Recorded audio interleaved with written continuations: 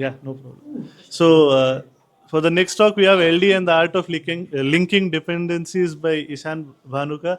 I didn't think much of linkers. I just thought they were another part of the toolchain till I saw 384 core machines being brought to their knees in the link step.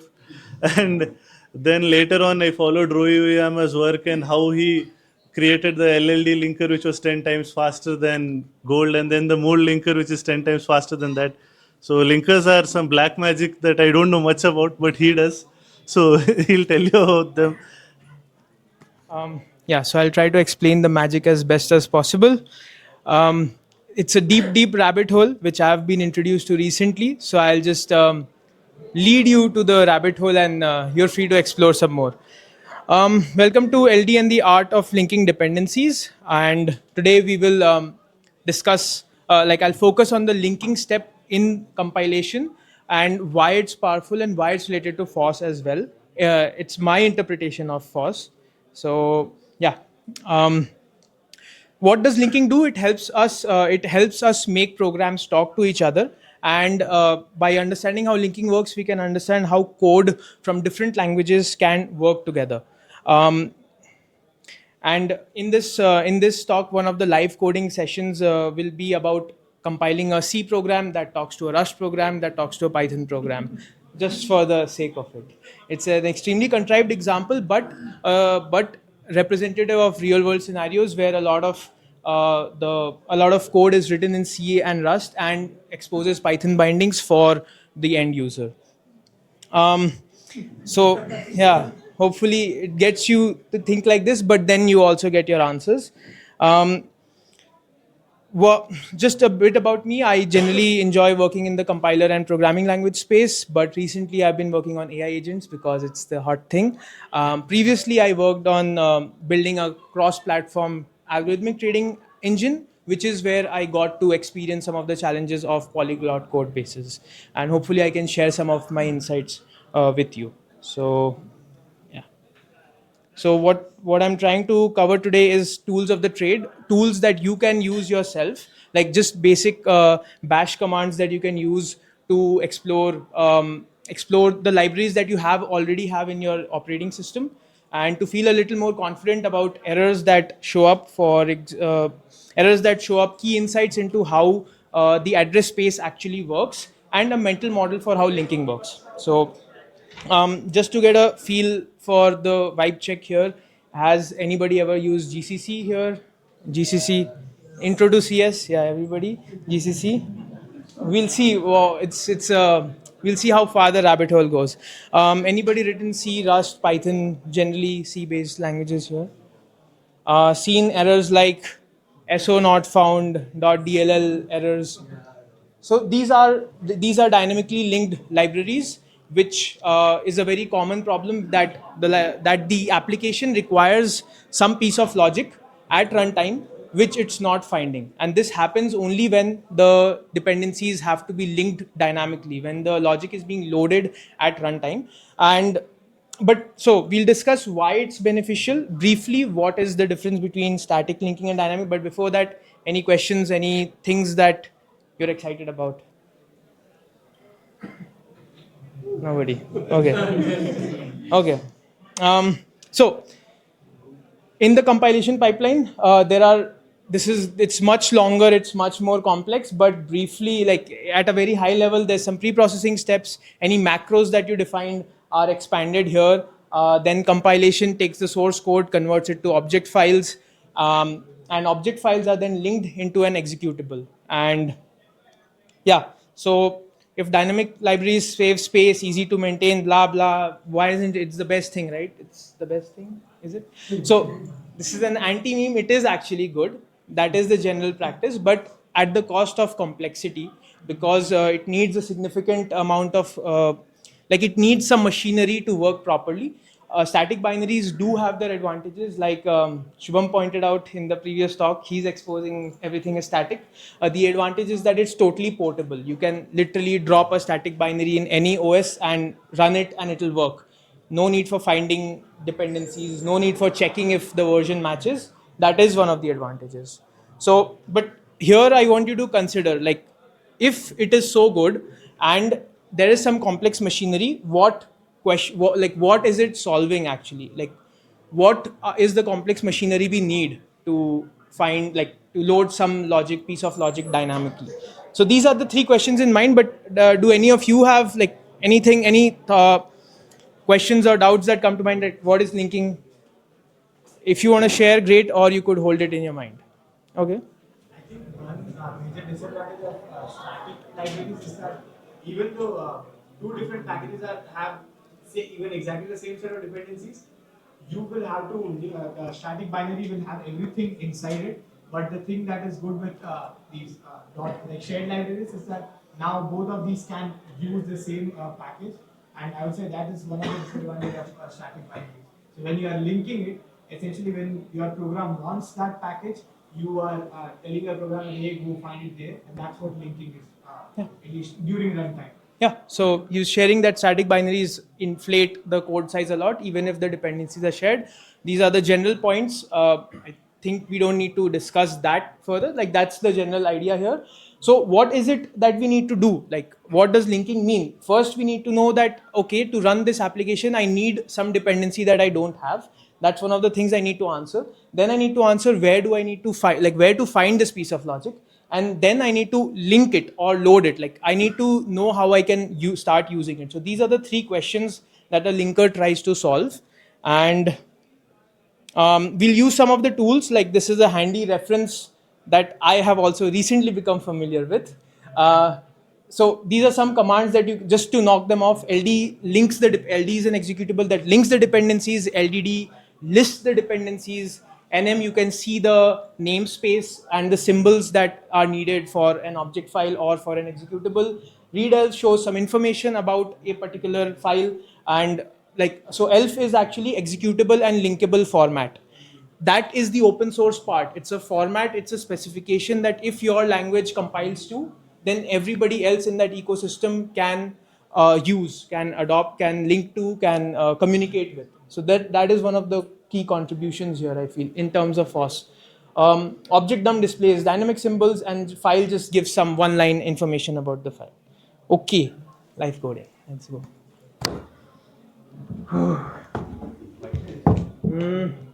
Okay, let's see. So we are building a Pokemon app to generate Pokemon using Opus, because why not? So That might not be. okay. So like this is the main library, which is just it's taking a prompt that, okay, take some Pokemon and show me what it looks like in ASCII, and I'm generating the ASCII art. So let me just quickly compile it. I go inside one art. Let me just run this.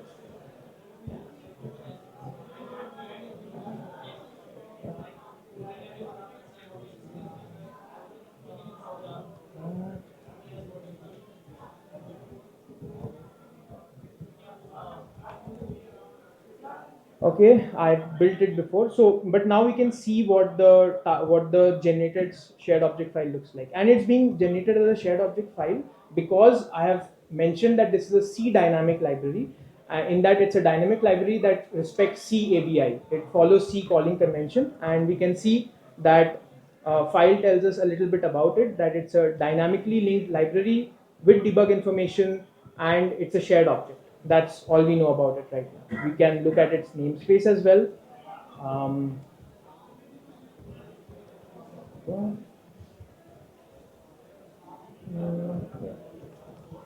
And we can see that this is the main function. Like, this is the only function that it exposes, which is generate Pokemon art. It has a memory address, and it's a text. It's a text symbol, which means that the implementation exists inside the shared object. This object knows how to generate Pokemon art. The interesting thing is we can also see what other things it depends on. So if you take a look at the actual logic, I am only importing standard libraries and Serde and a user, which is something related to caching. But why do I need all these things here? So these are the dynamic libraries that this piece of logic depends on. Because I'm making a network call here, it depends on libSSL and libcrypto for the same reason. libc contains all the core libraries that you use: malloc, free, print. All these things exist inside libc, and libgcc is for the GNU compiler. I'm not sure why it's here. But yeah, so you can see that even this small program, in which I have not mentioned anything like this, actually depends on 5-6 other shared objects that it expects to be present in the operating system. And you can see that it knows the path to them as well. This is the /lib. This is some default operating system path where this exists. Now let's try to run this. So what I have is, I have a small C script that actually takes this. So I have a small C script that has a header which says that, okay, there is some function called Pokemon art that I do not know about. It exists somewhere and I will use it. So I am using it here to, I'm calling it here, and this is my executable. So let's see how I can compile it. I think it might be-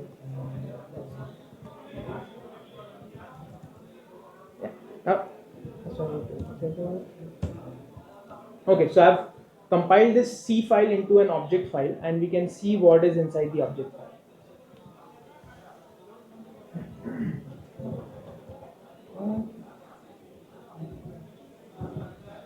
Yeah. So now this object file is different. Notice that it's not written as dynamically linked. It's just an object file that can be moved around. It can be relocated. And what are the symbols that it has? So T is get Pokemon art, which is 000. So notice that it does not have a proper address right now. You can also see that printf, puts, stdin, these are symbols that are unlinked. So it knows that it will need to use these, but it does not know where to find them or how to run them. And this one, readelf, is just too verbose. So this command is very interesting. Of course, I got some help from a friend to write this. But the idea here is that GCC exactly calls this. GCC is at least this part, the linking phase. GCC is a wrapper around LD, which is about linking dependencies together. And we'll walk through each of the lines here. So each line here, so forget the control CRT parts for now. That is something very specific that we'll come to. If you notice this part, the Pokemon art part, there's a -L flag which tells the linker that at build time there is a library here called -L Pokemon art, which will have some information, which will have some of the symbols that you do not know about right now. So you link to it, but only at build time. Okay, you link to it, but only at build time. And then there is this part called -R path, which says that at runtime you will find that library at the same place. Like this could be different. It could be different during build time and different during runtime, and we'll come to that part. So build time linking is different from runtime linking, which was one mind-blowing aspect of this whole exploration for me. So this part links the libraries together, and we can now run it. So let's just check LDD again. 1 second. So this is the executable now. This is the executable, and you can see that now it's saying it's a dynamically linked, but it has an interpreter. It has an interpreter to run the actual program, and it's an executable. And now it has resolved, if you notice, it has resolved the Pokemon art.so dependency. It knows where to find it. And so now we will just run this. So yeah, let's run it. Habitat. So a Pokemon who eats momos, anything, lives in the clouds, is a dragon. Why did the API call fail? Maybe I need to export my another key.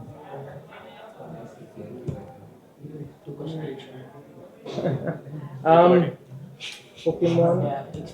Oh, I think I'm not connected to the internet. Let me just quickly check. Wi-Fi. I'm not connected to the internet.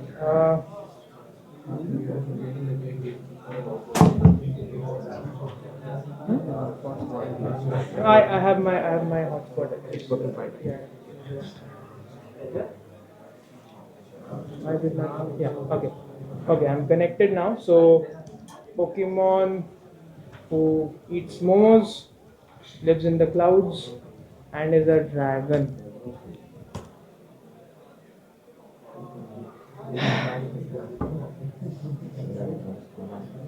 I hope it works. Did it? Not yet. Is it slow? Okay.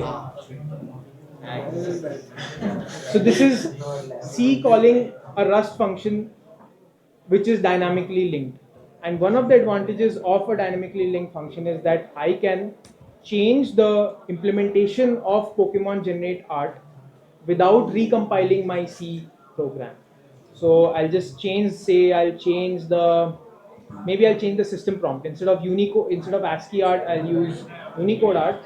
And for that, I need to recompile my Rust implementation, which is actually generating the Pokemon art. So cargo build. But I won't change anything inside my actual executable. Nothing. I am not relinking it. I'm not changing anything because it's at runtime. It's just picking up the latest implementation of generate Pokemon art. So let's see. I hope Unicode works better. So now maybe Pokemon who eats burritos lives in Indranagar and is travels by auto. Let's see. Let's see. Huh. Okay. So I didn't change anything, and I think it's using this. This part is this part is Unicode, if you notice. So yeah, this part was ASCII entirely. Now this is Unicode. So I changed the underlying implementation without recompiling anything, at least in my main executable. So any questions here? Anything that you want to now explore in terms of look into the namespaces, symbols, anything? Or we'll go back to more complex. How much time? 4 minutes? So is the Huh? is the linked executable next and relocatable? Uh, for that, I'll have to change the runtime path. So we'll come to that. Okay, but are the paths relative to the current position of the executable, or are they absolute? If I give it the absolute path, then it will be the absolute path. Yeah. Okay. In this case, I think I'm giving it the dot nd. If you notice here, I'm giving it the relative path. So here it will resolve to the relative path. Yeah. Only 4 minutes. Okay, then we'll get back to the Python part, but first I want to cover some of the key insights here. So the mental model that I want you to take away from here is app.logic, SQL, and memory. During build time linker, it finds that there are system dependencies that it needs to link to, and it creates soft links. It stores that, okay, I will find the SQL implementation in this path, I will find the malloc implementation at this path. But this is soft, it has not loaded it yet. Why has it not loaded it yet? Anybody? There's no point of loading when you're not running it. There's no address space to load it. So this is the runtime linker. What it does is it goes to those paths and actually loads it into the memory address space. And one very interesting thing is that both SQL and app depend on the memory logic, but it's loaded only once. It's only loaded once because both of them can point to the same symbols and use them. So malloc is shared across, all the dependencies can still share the same malloc, which also means that one dependency can flee the pointer of another dependency. If you know what you're doing, that's one way to do non-deserialization, like share data across without serializing and deserializing by passing across pointers, because they both are linking to the same memory logic. Now, do you want to see the Python part? Yes. Okay. Yeah. So for Python, what I'm doing is I'm wrapping the C library into Rust and exposing it as a PyO3 binding, which means that this part here. So I'm taking the C library that was generating this ASCII art and Unicode art. I'm exporting it as a shared object, and then I'm loading it here. I'm adding it as a dependency to this little logic piece of logic here. This logic is exporting its logic as a Python function, which Python can load.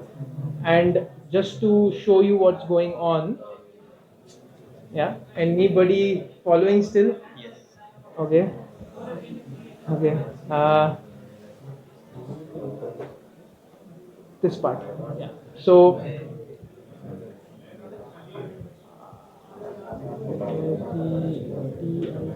yeah, so for this I need to compile it with a special flag. I am not like, it's something related to being relocatable, but I don't fully like, this is something open to for you to help me with what is FPIC doing. But once I compile it like this and load it like this,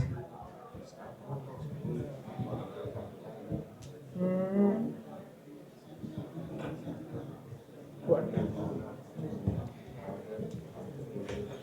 Now I can actually run this with my Python program. So if I do, let me do an LD debug.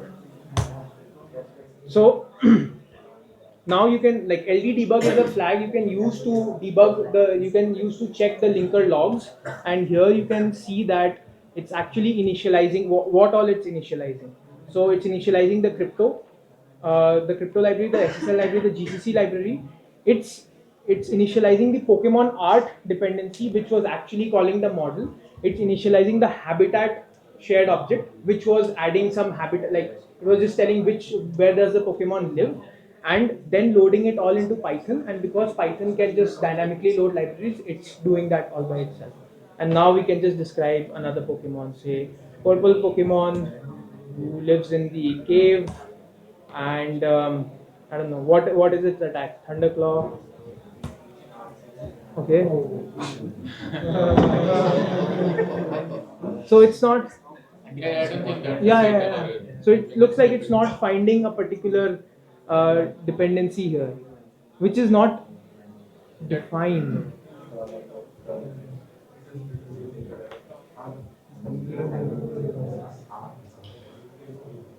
Anybody has seen this before? Is that the program It's working? working. Oh, it's working. That's just because you enable LD debug. Ah, Yeah, but it's trying to find something that doesn't exist. So yeah, this is Python calling Rust, calling C, calling Rust.